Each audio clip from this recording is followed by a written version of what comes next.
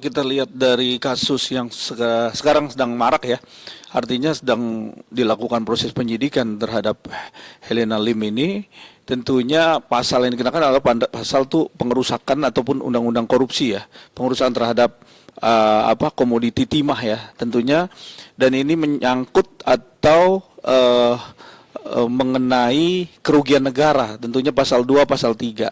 Di mana pasal tersebut adalah menjerat orang yang benar dan terbukti secara sah dan meyakinkan dia melakukan tindak pidana korupsi ya. Tetapi dalam hal ini kita melihat bahwa Helena Lim ini sedang dikembangkan prosesnya, karena memang dia saat ini mungkin karena ada petunjuk-petunjuk ataupun ada yang mengarahkan atau terbukti dia melakukan suatu tindak pidana terhadap komoditi pertambangan timah TBK. Tentunya merajuk dari itu ada hal-hal yang menyangkut terhadap beliau ya, terhadap Helena Lim. Tentunya pihak Kejaksaan Agung bertindak cepat ya untuk bisa, pertama adalah mengamankan, yang kedua mengembangkan, yang ketiga adalah menetapkan nanti siapa-siapa aja yang bisa menjadi tersangka dalam kasus korupsi tersebut. Ya, tentunya dari pengembangan kasus yang sudah dilakukan oleh pihak Kejaksaan Agung, kita apresiasi ya, 14 orang yang sudah ditetapkan sebagai tersangka.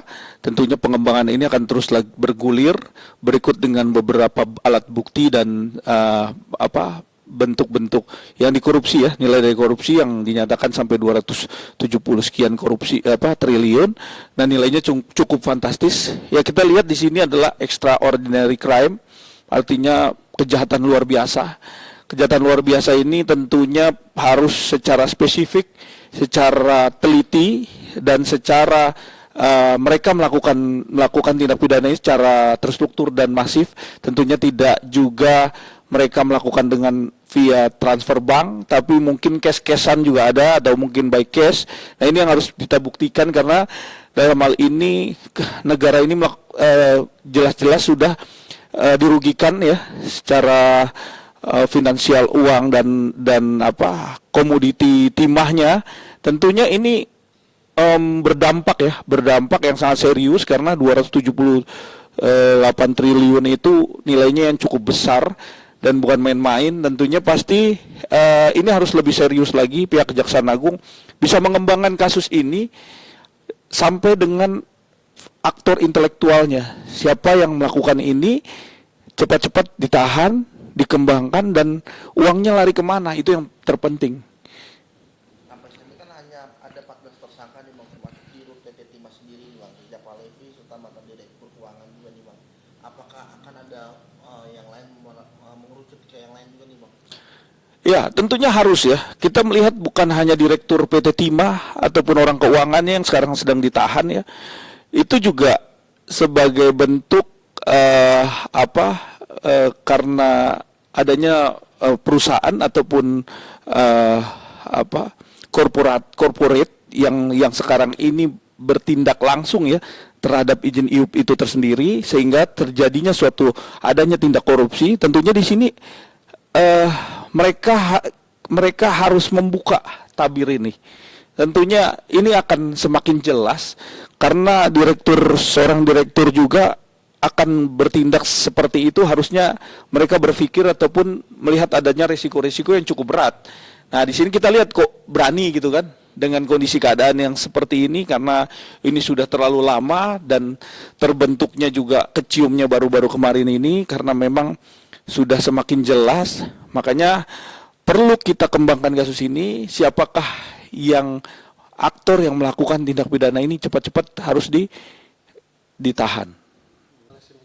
Ya, kalau dari segi organisasi LSM yang terbentuk di dalam suatu wilayah ya, tentunya setiap wilayah punya LSM. Nah, dengan ini kita melihat nih, karena terlalu besarnya nilai kerugian negara, maka kita patut juga menduga bahwa adanya keterlibatan mereka-mereka juga di dalam hal ini. Karena kenapa? Ini sudah terstruktur dari atas sampai ke bawah.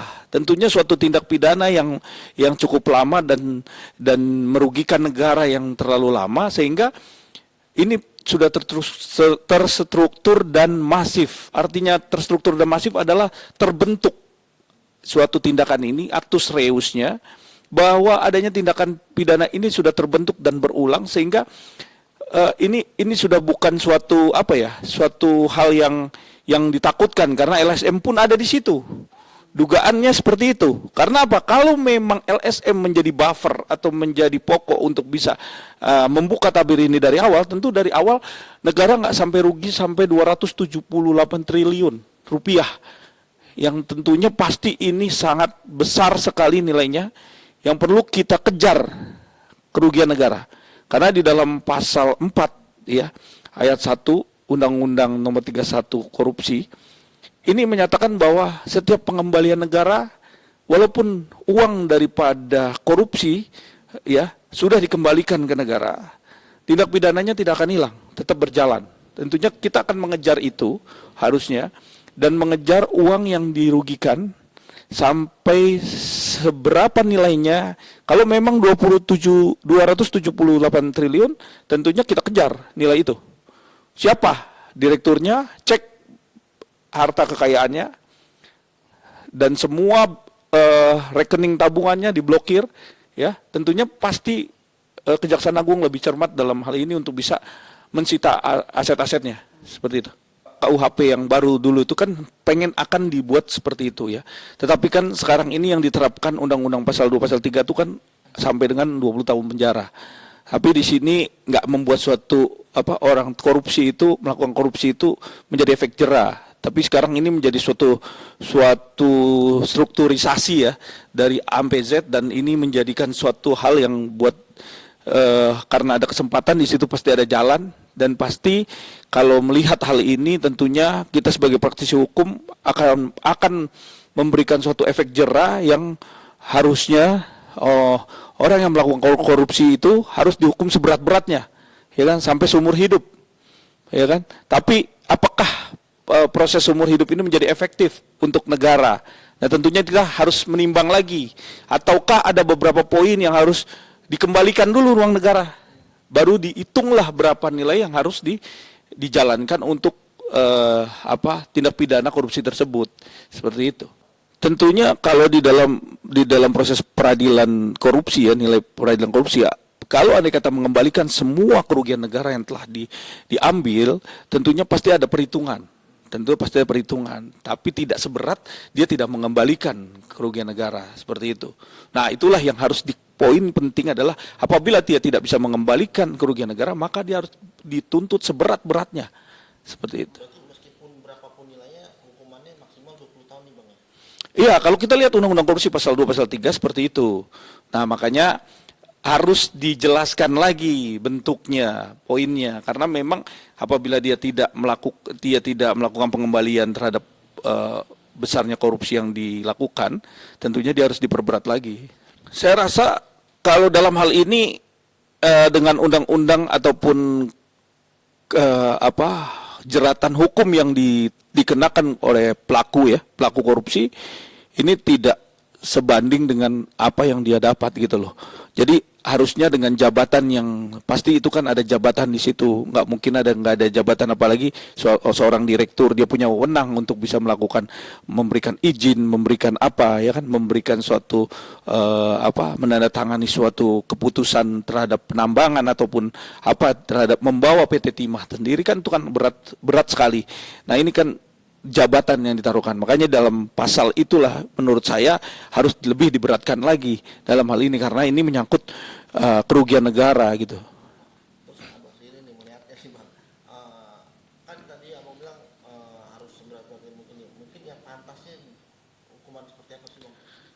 Tentunya yang pantas untuk seorang korupsi ya, itu harus dilakukan kita harus menerapkan hukuman seumur hidup. Ya, harus dihukum seumur hidup. Apabila dia mengembalikan semua kerugian negara, maka akan diperhitungkan. Seperti itu. Termasuk aset-asetnya, ya kan? Semua apa yang dilakukan korupsi diambil negara. Setelah itu baru kita mengurangi dari nilai ancaman hukuman seumur hidup, seperti itu. Berarti aset yang terhitung juga ya Bang? Iya, ada hitungannya karena memang negara ini nggak cukup untuk memenjarakan seorang untuk bisa dihukum seumur hidup, tetapi balikin dulu uang negara karena kan tentunya negara kita ini lagi butuh dana yang cukup banyak. Tentunya pasti banyak orang yang lakukan korupsi dengan seenaknya terus dihukumnya cuma 20 tahun penjara kan itu tidak mumpunin kalau menurut saya. Ya hukuman berat ya tentunya hukuman seumur hidup. Nah tentunya di sini ada efek jerah dan para korupsi akan melakukan upaya untuk bisa mengembalikan dengan caranya. Tentu seperti itu. Dan apapun itu yang mereka lakukan itu adalah yang dilakukan itu adalah biadab sekali gitu loh. Karena apa? Negara yang dirugikan begitu besar sementara negara kita ini hutangnya cukup banyak kan seperti itu. Kalau seorang tersangka kasus TPPU terus dia membawa lawyer ya, artinya menggandeng lawyer atau menggunakan lawyer atau jasa advokat sendiri, tentunya apabila dana yang dia punya ternyata adalah dana hasil korupsi yang ada di dalam rekeningnya atau bagaimana, nah itu terbukti bahwa uang itu adalah hasil korupsi, tentunya itu harus dipertanyakan ataupun diduga bahwa ini adalah hasil korupsi yang diberikan kepada lawyer tersebut. Tentunya ini kan kalau itu terbukti alirannya, ya tentunya pasti kena. Karena uang dasar daripada hasil korupsi tentunya siapa yang melakukan, siapa yang memegang, siapa yang mendapatkan, itu tentunya pihak kepolisian atau Kejaksaan Agung dalam hal ini pasti menjerat itu. Karena tuh uang hasil korupsi, seperti itu.